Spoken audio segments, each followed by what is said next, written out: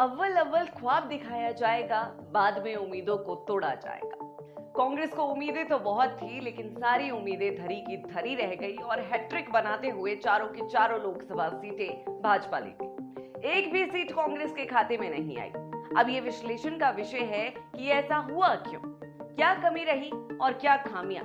इस पर सब अपनी अपनी टिप्पणियां दे रही हैं। हमने आपसे कहा था कि नतीजों के बाद नेताओं की परफॉर्मेंस पर भी सवाल उठेंगे कि क्या ये नेता अपने अपने क्षेत्रों में पार्टी के कैंडिडेट्स को लीड दिलाने में सफल साबित हुए या नहीं। अब परिणाम सबके सामने है, तो रिपोर्ट कार्ड पहले सुक्खू कैबिनेट का ही देख लेते हैं। खुद मुख्यमंत्री समेत 8 मंत्री और 5 सीपीएस अपने हलकों से कांग्रेस प्रत्याशियों को लीड नहीं दिला पाए। कौन कौन से ये मंत्री हैं और कितनी लीड इनके विधानसभा सीटों से भाजपा को मिली है, एक नजर इसी पर। नमस्कार, मेरा नाम है सुनैना कश्यप और आप देख रही हैं फर्स्ट वर्डिक्ट मीडिया। लोकसभा चुनाव में लीड न दिलाकर मुख्यमंत्री सुखविंदर सिंह सुक्खू समेत कैबिनेट मंत्री धनीराम शांडिल, चंद्र कुमार, हर्षवर्धन चौहान, अनिरुद्ध सिंह, विक्रमादित्य सिंह, राजेश धर्मानी और यादविंदर गोमा अपने ही क्षेत्रों में पिछड़े हैं।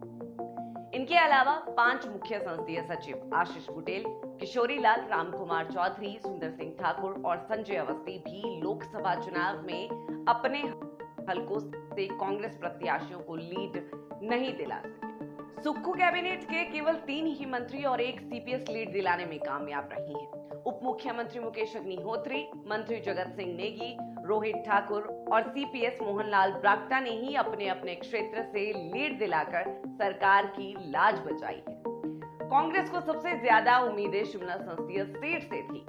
यहाँ सुक्खू कैबिनेट की फौज मोर्चे पर थी, लेकिन 5 मंत्रियों में से सिर्फ 1 मंत्री रोहित ठाकुर ही जुबल कोटखाई से लीड दिलाने में सफल रहे। जुबल कोटखाई से कांग्रेस को 5,937 और मुख्य संसदीय सचिव मोहनलाल ब्राक्टा के रोडू से कांग्रेस को 9,045 वोटों की बढ़त मिली, जबकि मंत्री हर्षवर्धन चौहान शिलाई से, धनीराम शांडिल सोलन से, विक्रमादित्य सिंह शिमला ग्रामीण से, अनिरुद्ध सिंह कसुम्पटी से सुल्तानपुरी को लीड नहीं दिला सके। आंकड़े देखें तो कर्नल शांडिल की सीट से भाजपा को 5,016, हर्षवर्धन चौहान की सीट शिलाई से 2,317, अनिरुद्ध सिंह की सीट कसुम्पटी से 6,039, विक्रमादित्य सिंह की विधानसभा सीट शिमला ग्रामीण से 6,448 वोट से भाजपा को लीड मिली है। वहीं विधानसभा उपाध्यक्ष विनय कुमार के रेणुका से भाजपा को 4,485, मुख्य संसदीय सचिव संजय अवस्थी के अर्की से 15,484, रामकुमार चौधरी के दून से भाजपा को 13,082 वोटों की लीड मिली है। कांगड़ा की तरफ रुख करें तो यहाँ सुक्खू कैबिनेट के 2 मंत्री हैं और दोनों ही इस बार अपने क्षेत्रों से आनंद शर्मा को लीड नहीं दिला पाए।